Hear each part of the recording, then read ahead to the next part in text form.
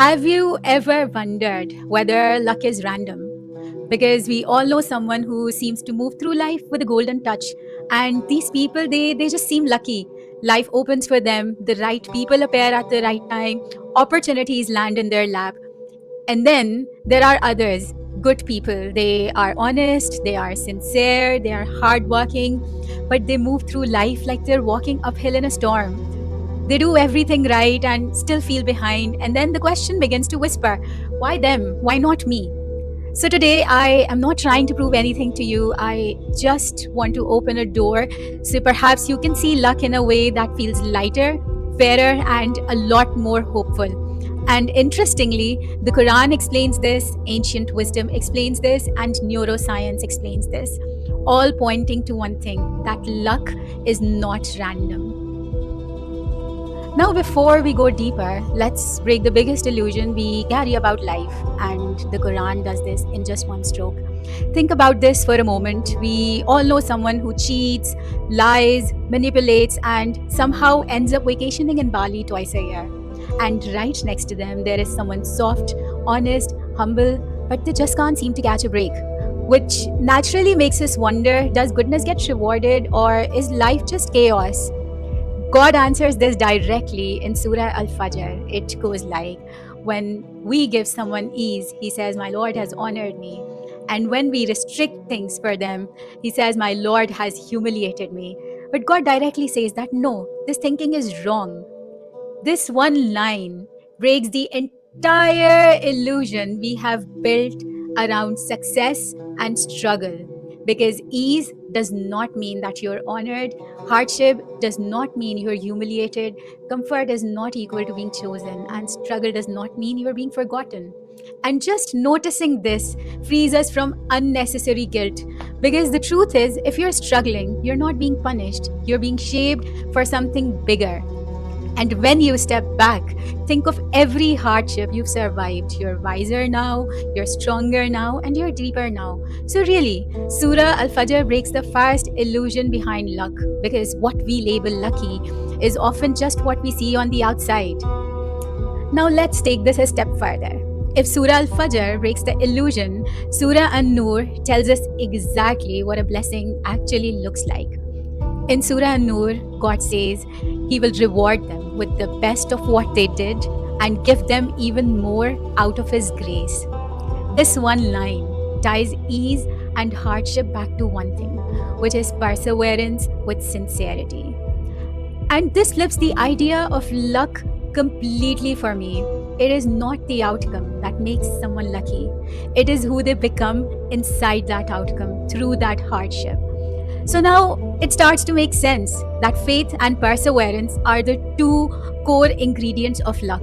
Not blind patience, not passive faith, but instead grounded perseverance, the kind that keeps your heart clean even when life gets messy. And now I want to address something we all see but rarely talk about. Hardship does not treat everyone the same way. Because if you look closely, two people can experience the same heartbreak, the same loss, the same rejection, yet their reactions are entirely different. One collapses and says, why didn't God save me? While the other breathes and says, I don't understand this, but maybe it's protection. Same storm, but different heart. And strangely, ease works the same way. Some people, they get everything they ever prayed for and they slowly drift away from the source that gave it. And it is not out of malice, but because comfort creates the illusion of control. And this illusion, it is very powerful. And then many of us, we form a quiet contract in our mind that if I'm good, life will be good. But here's the reality check. When that contract breaks, our faith shakes.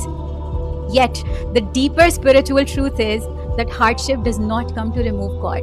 It comes to remove illusions. It clears the noise. It softens the ego and it aligns us with a purposeful life. And it brings us back to our theme. How does all of this relate to luck is not random?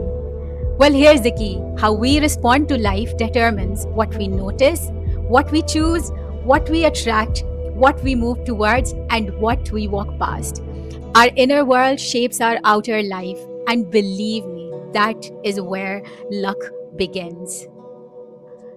There is a beautiful ancient Japanese fable that mirrors this Quranic worldview perfectly. It is about an old farmer in a village whose horse runs away.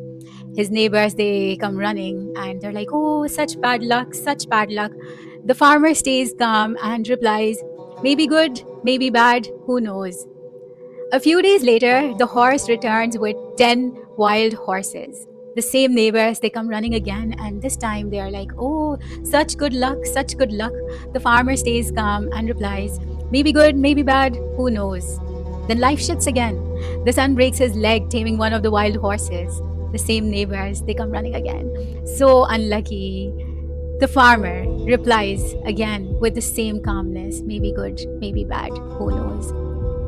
Soon after, a war breaks out, and all the young men are taken for war, except the son with the broken leg. The same neighbors, they come running again, and they are like, so fortunate, so lucky. The farmer, he stays calm and replies, "Maybe good, maybe bad, who knows." This fable, this is Surah Al-Inshirah as a story in which God says that with hardship comes ease, not after, but with. Meaning that what looks unlucky may actually be protection, and what looks lucky may really be a test. What looks like a setback may be a redirection. And this is the part we forget, that we cannot judge life from just the first page. We only see a line, the divine sees the whole book. Because at the deepest level, luck is not in the event, it is in the state we carry through the event. And this mindset is what changes everything. It stops emotional reactivity, it stops catastrophizing, it stops panic interpretations, and it opens the door to clarity. So, if we look at it, the farmer is grounded in wisdom.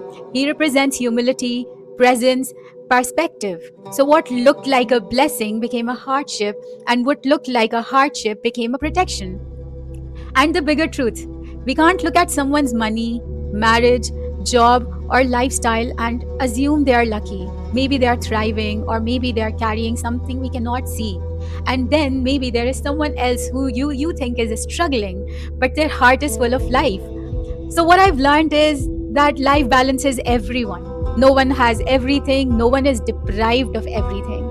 And that is why contentment, not comfort, is where luck truly begins. Now, let's shift gears for a moment, because what I've shared so far isn't just spiritual poetry. There is a scientific side to this too, a side that proves that our brain literally builds luck. Start by thinking about this. Inside our brainstem lies the reticular activating system, the RAS. This tiny but powerful filter decides which opportunities we see, which people we notice, what timing feels right, what ideas click, what we ignore, and what we pursue.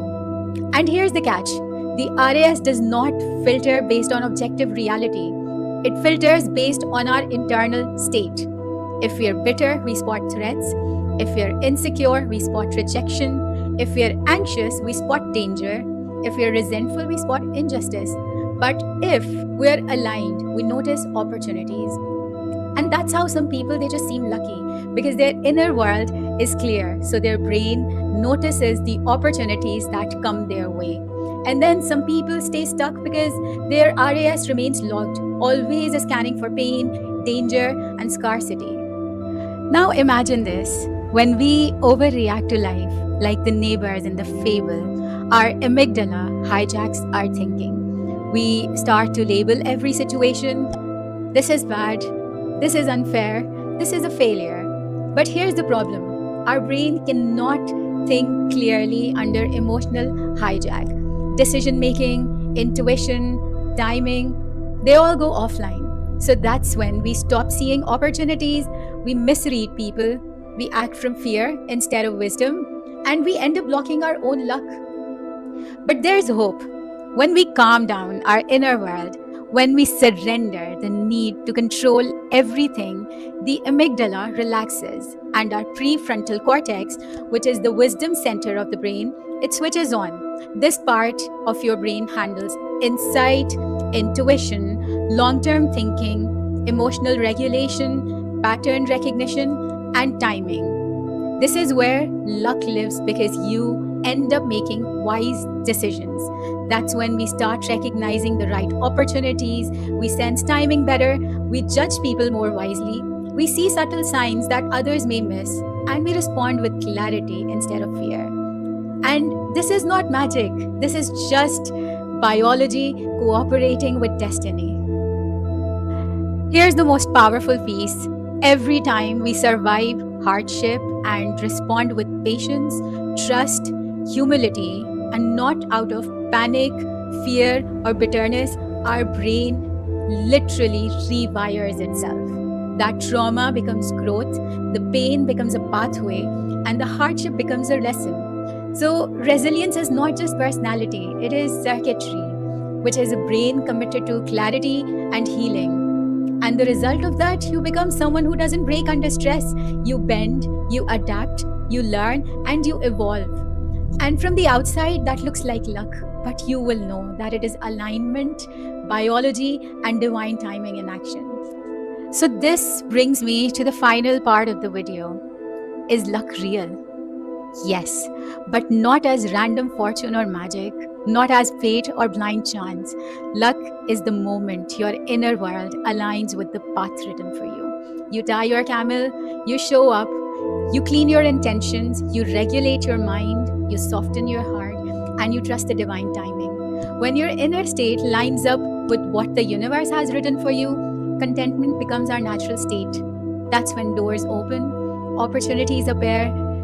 People call it luck, but you will know the truth that it was never random. It was alignment all along. Because spiritually, God opens the door, neurologically, your brain finally recognizes it, psychologically, your behavior aligns with it. So, luck is not random, it is the beautiful meeting point between effort and surrender, your heart and your brain, purpose and timing.